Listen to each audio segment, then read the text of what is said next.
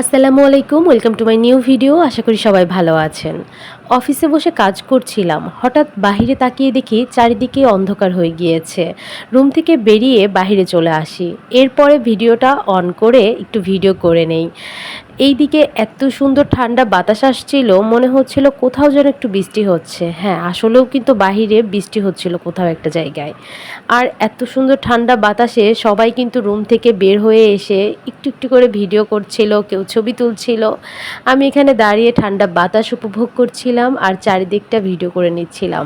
সারাদিনে এত পরিমাণে রোদ আর গরম ছিল, যার কারণে সবাই অতিষ্ঠ হয়ে উঠেছিল। কিন্তু হঠাৎ করেই এমন পরিবেশ দেখে সবাই কিন্তু বাহিরে চলে আসে এবং খুশি হয়ে যায়, এত সুন্দর ঠান্ডা বাতাস। আমি এখানে দাঁড়িয়ে অনেক কিছু চিন্তা করছিলাম যে আগে কি সুন্দর দিন কাটিয়েছি। গ্রামের বাড়িতে যখন ছিলাম, স্কুল কলেজে পড়েছি, তখন এমন আবহাওয়া থাকলেই যেন কখন বৃষ্টি নামবে, কখন একটু বৃষ্টিতে ভিজবো। যদিও এখন বৈশাখ মাস, এই বৃষ্টি এই রোদ এমন আবহাওয়াই চলবে। এদিকে সবাই রুম থেকে বের হয়ে আসছে, কিছু কিছু ভিডিও করছে, কিছু কিছু ছবি তুলছে। এগুলো দেখতেও ভালো লাগছিল। উপর থেকে আমি একটু করে ভিডিও করে নিচ্ছিলাম। তো এরপরেই কিন্তু বাতাসের সাথে গুঁড়ি গুঁড়ি বৃষ্টিও নামতে শুরু করে। অফিস টাইম শেষ হয়ে যাওয়ার পরে আমরা সবাই গাড়িতে উঠে যাই বাড়ি ফেরার জন্য। এরপরেই দেখা পাই মুষলধারার বৃষ্টি। এত পরিমাণে বৃষ্টি হচ্ছিল যে চারিদিকে একদমই ঝাপসা হয়ে গিয়েছে, কোনো কিছুই ঠিকঠাকভাবে দেখাও যাচ্ছিল না। তার সাথে ছিল ঝোড়ো হাওয়া। এত বাতাস হচ্ছিল বাহিরে, যদিও ভিতরে বসে কিছুই বুঝতে পারছিলাম না বৃষ্টির কারণে। তবে আজ মুষলধারার বৃষ্টি দেখে খুব বেশি আফসোস হচ্ছিল। এত সুন্দর বৃষ্টি হচ্ছে আর বৃষ্টিতে ভিজতে পারছি না। গ্রামের বাড়িটাকেও খুব বেশি মিস করছি। গ্রামের বাড়িতে থাকলে যে কোনো সময় বৃষ্টি হোক না কেন, বৃষ্টিতে ভিজতেই হবে। সে যেন অন্যরকম এক অনুভূতি। কিন্তু এখন বড় হয়ে যাওয়ার সাথে সাথে সব কিছুই যেন পাল্টে গিয়েছে। চাইলেও অনেক কিছু করা সম্ভব হয় না।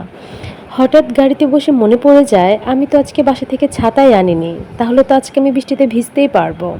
তবে বৃষ্টিটা কতক্ষণ কন্টিনিউ হবে সেটা তো আর আমি জানি না। দেখাই যাক না কতক্ষণ বৃষ্টিটা হয়। এই ভেবেই যেন আমি ভিডিওটা অন করে বসে থাকি এবং চারদিকে ভিডিও করতে থাকি। এদিকে আমাদের দুজন টিচার গাড়ি থেকে নেমে যায়। স্যাররাও ছাতা আনেনি, এই কারণে একটা শপিং মলের মধ্যে স্যাররা দৌড়িয়ে যেয়ে ওঠে।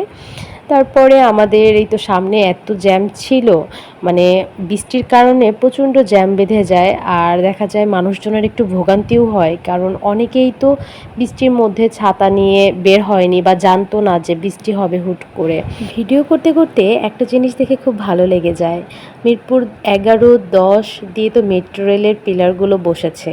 তো এই মেট্রো রেলের নিচে যে ছাদটা আছে, এই ছাদের নিচে বেশ অনেক মানুষজন জমা হয়ে আছে বৃষ্টির হাত থেকে রক্ষা পাওয়ার জন্য। এবং আসলে সবচেয়ে সুন্দর লেগেছে এই বিষয়টি, দেখেন সবাই এই পিলারের কর্নার ধরে ধরে দাঁড়িয়ে আছে এবং রোডের মাঝ দিয়ে গাড়িগুলো যাচ্ছে। এরা কিন্তু কেউই বৃষ্টিতে ভিজেনি, কারণ উপরে মেট্রো রেলের ছাদ আছে। যারা বৃষ্টিতে ভিজতে পছন্দ করে তারা কিন্তু বৃষ্টিতে ঠিক ভিজেছে। এত গরমের পরে এত সুন্দর বৃষ্টি, যারা বৃষ্টিপ্রেমী মানুষ আছে তারা কিন্তু মিস করবে না, তারা কিন্তু বৃষ্টিতে ঠিক ভিজেছে। গাড়িতে বসে আমি সব কিছু ভিডিও করছিলাম এবং লক্ষ্য করছিলাম যে আসলে কিছু কিছু মানুষ আছে যারা বৃষ্টিটাকে উপভোগ করতে চায়, বৃষ্টিতে ভিজতে চায়। তাদের মধ্যে আমিও একজন। কিন্তু কি আর করার, আজকে গাড়িতে বসে আমাকে বৃষ্টিটাকে উপভোগ করতে হয়েছে। আমি পারিনি বৃষ্টিটাতে ভিজতে। যখন আমার বাসার সামনে গাড়ি চলে যায় তখন বৃষ্টি থেমে যায়। তো যাই হোক, আজকে অফিস থেকে বের হয়ে এত সুন্দর একটি ওয়েদার পেয়েছি এবং ভিডিও করে নিয়ে সেটিও আপনাদের সাথে শেয়ার করে ফেলেছি। এর জন্য খুবই ভালো লাগছে যে আজকের বৃষ্টিটা গাড়িতে বসে উপভোগ করতে পেরেছি। বৃষ্টিতে ভিজতে না পারলাম, উপভোগ তো করতে পেরেছি এত কাজ থেকে। আজকের ব্লগ ভিডিওটি এখানেই শেষ করছি। যারা আমার পেজে নতুন আছেন তারা অবশ্যই আমার পেজটাকে ফলো করে দিবেন এবং লাইক, কমেন্ট এবং শেয়ার করতে ভুলবেন না। Thank you watching for my video. আল্লাহ হাফিজ।